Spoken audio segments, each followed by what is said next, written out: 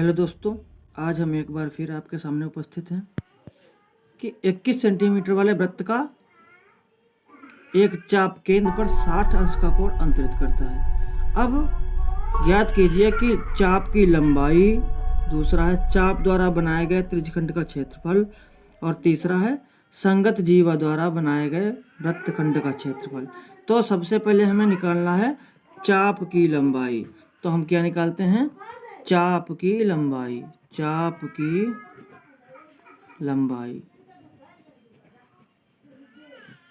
तो हम सबसे पहले चाप की लंबाई निकालते हैं, ठीक। और चाप की लंबाई का जो सूत्र होता है वो होता है θ/360 इंटू 2πr। ये हमारा होता है चाप की लंबाई का सूत्र।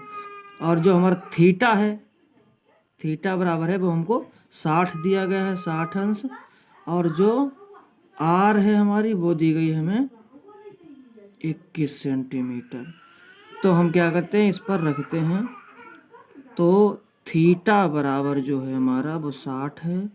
तो हम क्या करते हैं, 60/360, 0 से 0 काट दिया हमने, ठीक। और गुणे 2 गुणे 22/7 गुणे 8 जो है हमारी वो 21 है, ठीक। 6 कम 6, 6 6 36, 6 बार कट गया। अब हम काटते हैं, 2 1 कम 2, 2 3 6, ठीक। 7 से काट दिया, 7 3 21, 3 से 3 कट गए। अब हमारा बचा 22। यानी कि चाप की लंबाई हमारी जो होगी, चाप की लंबाई जो हमारी होगी वो होगी 22 सेंटीमीटर। ये हमारी चाप की लंबाई निकल के आ गई। अब दूसरा है हमारा चाप द्वारा बनाए गए त्रिज्यखंड का क्षेत्रफल। तो चाप द्वारा बनाए गए त्रिज्यखंड का क्षेत्रफल का सूत्र होता है हमारा θ/360 गुणे πr², ठीक। अब इस पर हम सूत्रों को रखते हैं। थीटा हमारा था 60 अंश बटे 360 गुणे 22/7 और गुणे आर 21 गुणे 21, आर थी हमारी 21 गुणे 21, ठीक। अब हम क्या करते हैं, 0 से 0 काट देते हैं, 6 से 6, 6 6 36 हो गया, ठीक। और काटते हैं इसको हम 2 से, 2 3 6 और 11 हो गया, 7 3 21 हो गया और 3 से 3 कर दिया, 11 और 21 हमारा बचा कितना, 11 गुणे 21। तो हमारा आ गया 11 एकम 11 का 1, हासिल लगाए 11 दूनी 22 और 1 23, 231 वर्ग सेमी। अब ये हमारा जो था निकल के आ गया चाप द्वारा बनाए गए त्रिज्यखंड का क्षेत्रफल। ये जो हमारा है चाप द्वारा बनाए गए त्रिज्यखंड का क्षेत्रफल निकल के आ गया। अब हमें निकालना है तीसरा कॉन्सेप्ट। अब देखो तीसरा हमारा है ये संगत जीवा द्वारा बनाए गए वृत्तखंड का क्षेत्रफल। और वृत्तखंड हमारा ये जो है कलर वाला दिख रहा है, ये हमारा वृत्तखंड है। तो हमें इतना और इतना त्रिज्यखंड का क्षेत्रफल ज्ञात कर लिया है। अब हमें इस त्रिभुज का क्षेत्रफल ज्ञात करना है। त्रिभुज का क्षेत्रफल देखो कैसे ज्ञात करते हैं। ये हमारा 60 अंश कोण दिया गया है और ये हमारी भुजा जो दी गई है 21 सेंटीमीटर दी गई है, ठीक। केंद्र से और वृत्त की केंद्र से समझ लो परिधि तक हमने खींचा है, ठीक। और ये भी वहीं तक खींचिए, तो इनका और इनका जो होगा दोनों बराबर होंगे, ठीक। और जब 60 अंश है और जब दोनों रेखाएं बराबर हैं तो हमारे कोण भी बराबर होंगे, यानी कि 60 60 होंगे। फिर हमारा ये भी बराबर है, यानी कि हमारा एक समबाहु त्रिभुज है।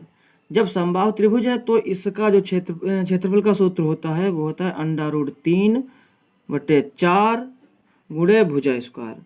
तो अब हम यही लगवाते हैं संगत जीवा द्वारा बनाए गए वृत्तखंड का क्षेत्रफल। वृत्तखंड का क्षेत्रफल जो है वो हमारा होगा त्रिज्यखंड का क्षेत्रफल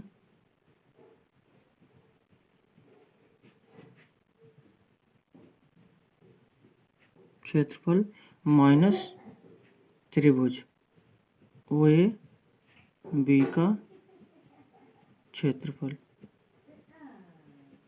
तो हम क्या करते हैं, सबसे पहले हम OAB का क्षेत्रफल ज्ञात कर लेते हैं। तो ओ और ए बी जो हमारा है वो क्या है, समबाहु त्रिभुज। क्या है, कोण ओ ए बी समबाहु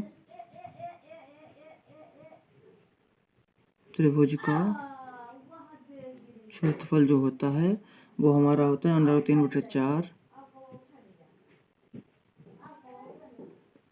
गुणे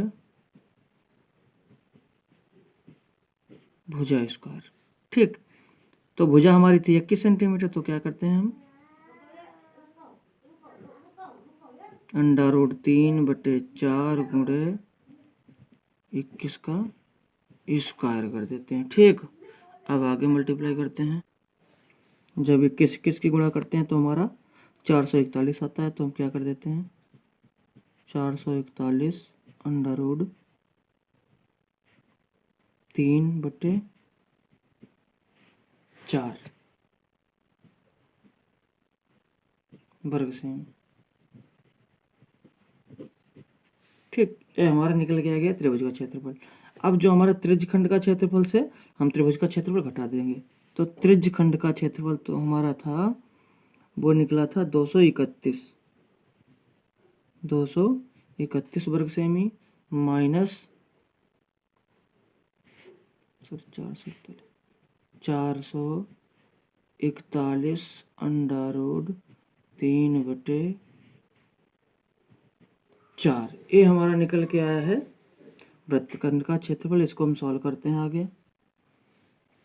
इसको हम ऐसे ही रहने देते क्योंकि हमारा उत्तर लगभग यहीं तक है। अगर काटेंगे तो बहुत इसमें वो होगा, तो आपको समझ में भी नहीं आएगा। तो हम क्या करते हैं, यही हमारा जो है आंसर है, वर्ग सेमी। बस कैसा लगा सवाल हमें कमेंट में जरूर बताएं और हमारे चैनल को सब्सक्राइब करें। धन्यवाद।